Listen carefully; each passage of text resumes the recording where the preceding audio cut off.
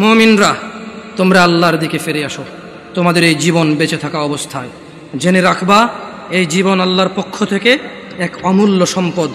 এই জীবনটা চলে গেলে পুরো পৃথিবীর বিনিময় আর ফিরানো সম্ভব নয়। মুমিনরা সময় থাকতে তোমরা আল্লাহর দিকে ফিরে আসো।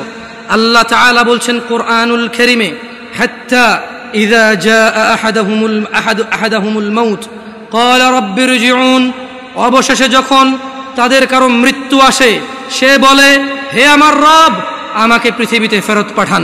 লাআল্লি আ'মালু সালিহা ফীমা তারাকত, যাতে আমি সৎ কাজ করতে পারি যা আমি পৃথিবীতে বেঁচে থাকা অবস্থায় করিনি।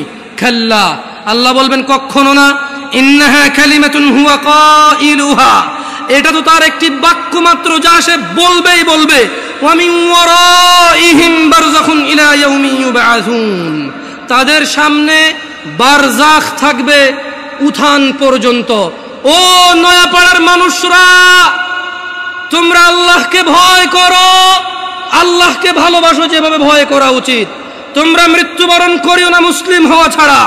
নয়াপাড়ার মহিলা এবং পুরুষকে বলতে চাই, 5 ওয়াক্ত মিনিমাম 17 রাকাত নামাজ যে পড়ে না তার ইসলামে সে আছে, সে মনে করলেও মুহাম্মদ সাল্লাল্লাহু আলাইহি ওয়াসাল্লাম মনে করে না। আমরা সবাই দোয়া করি আল্লাহ তাআলা আমাদেরকে 5 ওয়াক্ত নামাজ হওয়ার তৌফিক দান করুন।